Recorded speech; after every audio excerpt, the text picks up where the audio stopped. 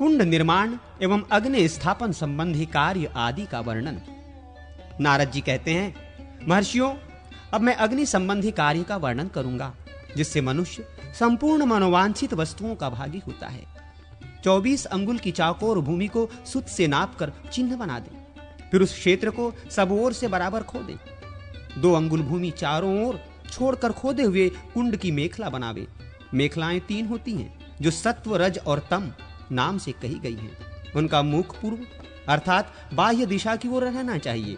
मेखलाओं की अधिकतम ऊंचाई 12 अंगुल की रखें, अर्थात भीतर की ओर से पहली मेखला की ऊंचाई 12 अंगुल रहनी चाहिए। उसके बाह्य भाग में दूसरी मेखला की ऊंचाई 8 अंगुल की और उसके भी बाह्य भाग में तीसरी मेखला की ऊंचाई 4 अंगुल की रहनी चाहिए। इसकी चौड़ाई क्रमशः 8, 2 और 4 अंगुल की होती है। योनि सुंदर बनाई जाए। उसकी लंबाई 10 अंगुल की हो। वो आगे आगे की ओर क्रमशः 6, 4 और 2 अंगुल ऊंची रहे, अर्थात उसका पिछला भाग 6 अंगुल, उससे आगे का भाग 4 अंगुल, उससे भी आगे का भाग 2 अंगुल ऊंचा होना चाहिए। योनि का स्थान कुंड की पश्चिम दिशा का मध्य भाग है। उसे आगे की ओर क्रमशः नीची बनाना चाहिए। उसकी आकृति पीपल के पत्ते की सी होनी चाहिए। उसका कुछ भाग कुंड में प्रविष्ट रहना चाहिए। योनि का आयाम 4 अंगुल का रहे और नाल 15 अंगुल बड़ा हो। योनि का मूल भाग 3 अंगुल और उससे आगे का भाग 6 अंगुल विस्तृत हो। ये 1 हाथ लंबे चौड़े कुंड का लक्षण कहा गया है। 2 हाथ या 3 हाथ के कुंड में नियमानुसार सब वस्तुएं तदरूप द्विगुण या त्रिगुण बढ़ जाएंगी। अब मैं 1 या 3 मेखला वाले गोल और अर्धचंद्राकार आदि कुंडों का वर्णन करता हूं। चौकोर कुंड के आधे भाग अर्थात ठीक बीचों बीच में सूत रखकर उसे किसी कोण की सीमा तक ले जाएं। मध्य भाग से कोण तक ले जाने में सामान्य दिशाओं की अपेक्षा वो सूत जितना बढ़ जाए, उसके आधे भाग को प्रत्येक दिशा में बढ़ाकर स्थापित करें और मध्य स्थान से उन्हीं बिंदुओं पर सूत को सब ओर घुमावे तो गोल आकार बन जाएगा। कुंडार्ध से बढ़ा हुआ जो कोण भागार्ध है उसे उत्तर दिशा में बढ़ाएं तथा उसी सीध में पूर्व और पश्चिम दिशा में भी बाहर की ओर यत्नपूर्वक बढ़ाकर चिन्ह कर दें। फिर मध्य स्थान में सूत का एक सिरा रखकर दूसरा छोर पूर्व दिशा वाले चिन्ह पर रखें और उसे दक्षिण की ओर से घुमाते हुए पश्चिम दिशा के चिन्ह तक ले जाएं। इससे अर्धचंद्राकार चिन्ह बन जाएगा। फिर उस क्षेत्र को खोदने पर सुंदर अर्धचंद्र कुंड तैयार हो जाएगा। कमल की आकृति वाले गोल कुंड की मेखला पर दलाकार चिन्ह बनाए जाएं। होम के लिए एक सुंदर स्नुक तैयार करें जो अपने बाहु दंड के बराबर हो। उसके दंड का मूल भाग चतुरस्त्र हो। उसका माप 7 या 5 अंगुल का बताया गया है।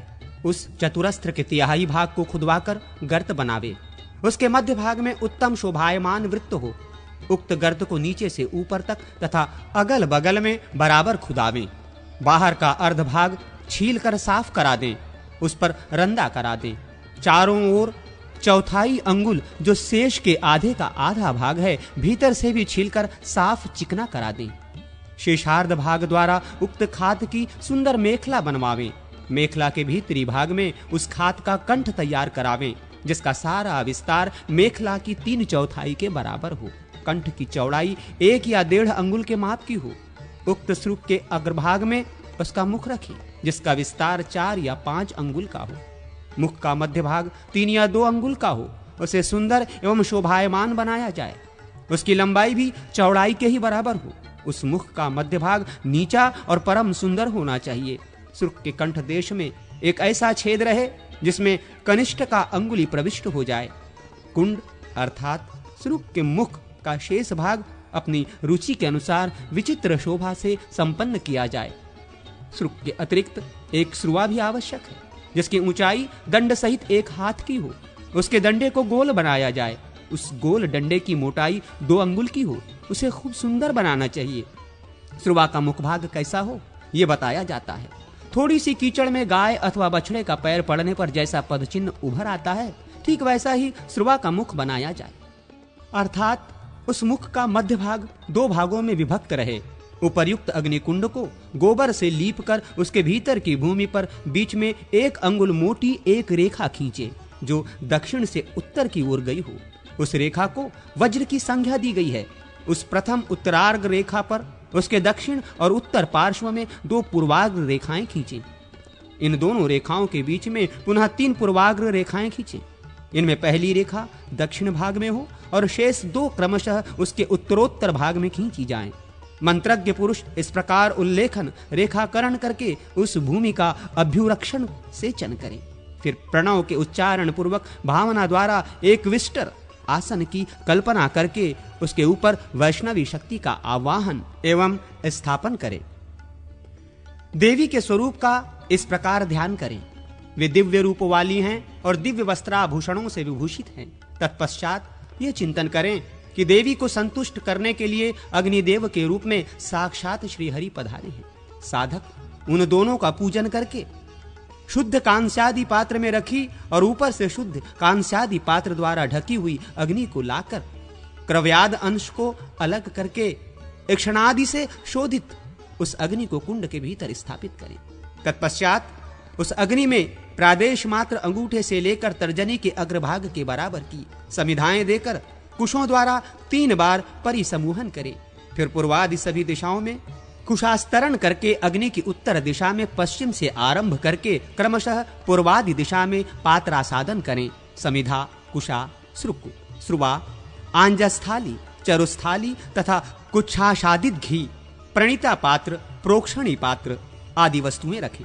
इसके बाद प्रणीता को सामने रखकर उसे जल से भर दें और कुशा से प्रणीता का जल लेकर प्रोक्षणी पात्र का प्रोक्षण करें। तदनंतर उसे बाएं हाथ में लेकर दाहिने हाथ में ग्रहित प्रणीता के जल से भर दें। प्रणीता और हाथ के बीच में पवित्री का अंतर रखना चाहिए। प्रोक्षणी में गिरते समय प्रणीता के जल को भूमि पर नहीं गिरने देना चाहिए। प्रोक्षणी में अग्निदेव का ध्यान करके उसे कुंड की योनि के समीप अपने सामने रखें। फिर उस प्रोक्षणी के जल से आसादित वस्तुओं को 3 बार सींचकर समिधा के बोझ को खोलकर उसके बंधन को सरकाकर सामने रखें।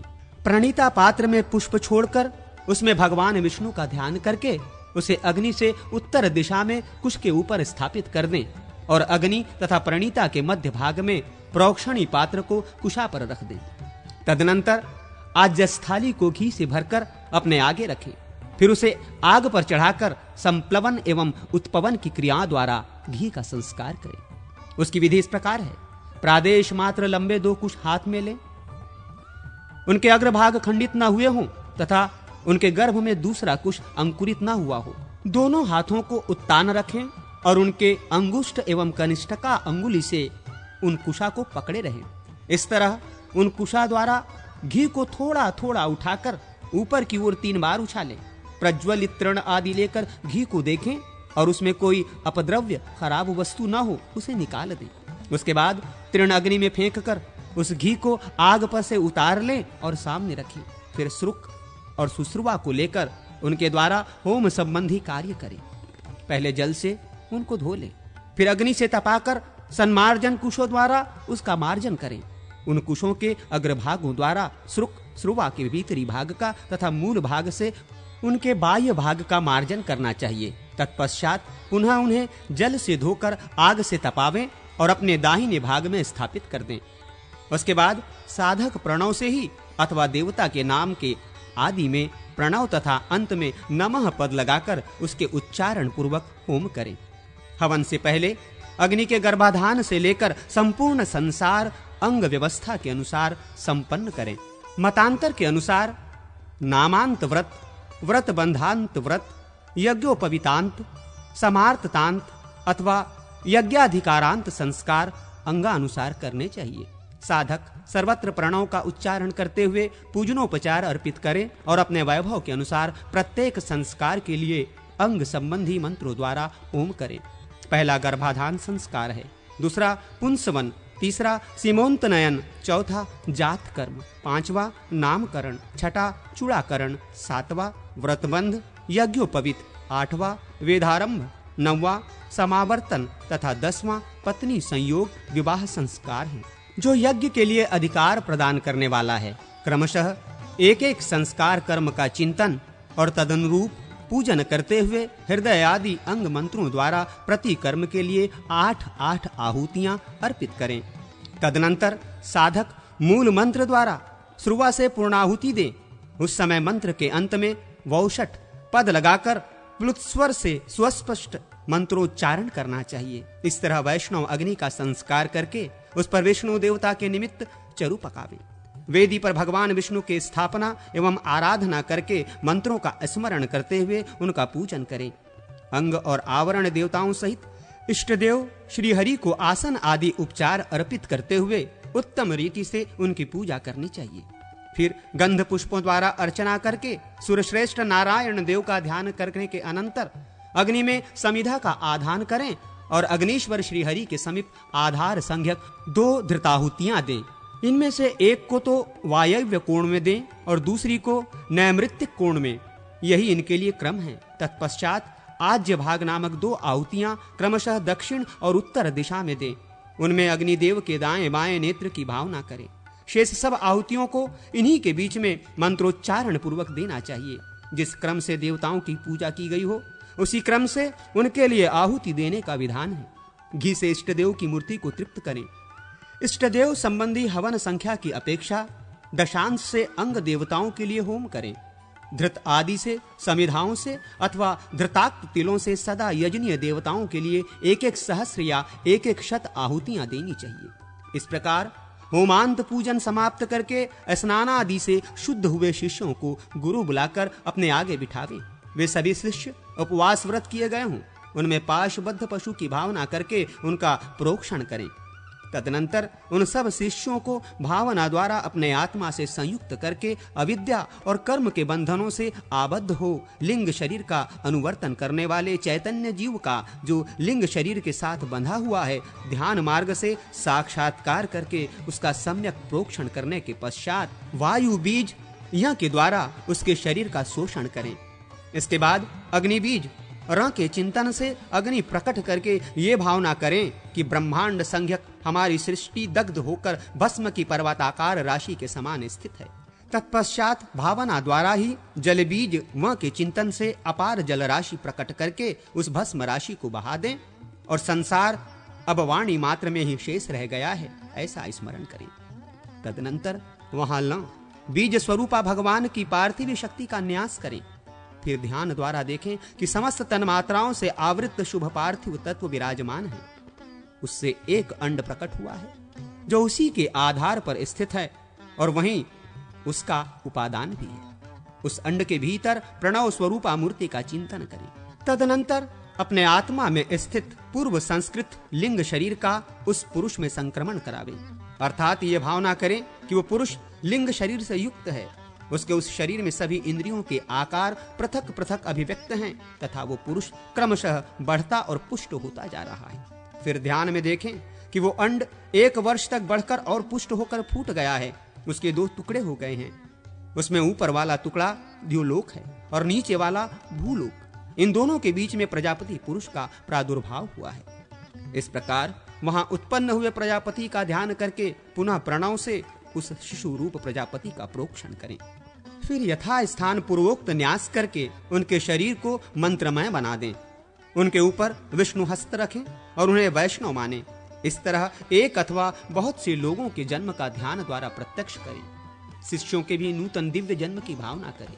तदनंतर मूल मंत्र से शिष्यों के द्वारा हाथ पकड़कर मंत्रोपदेष्टा गुरु नेत्र मंत्र सौष्ठव के उच्चारण पूर्वक नूतन एवं छिद्र रहित वस्त्र से उनके नेत्रों को बांध दे।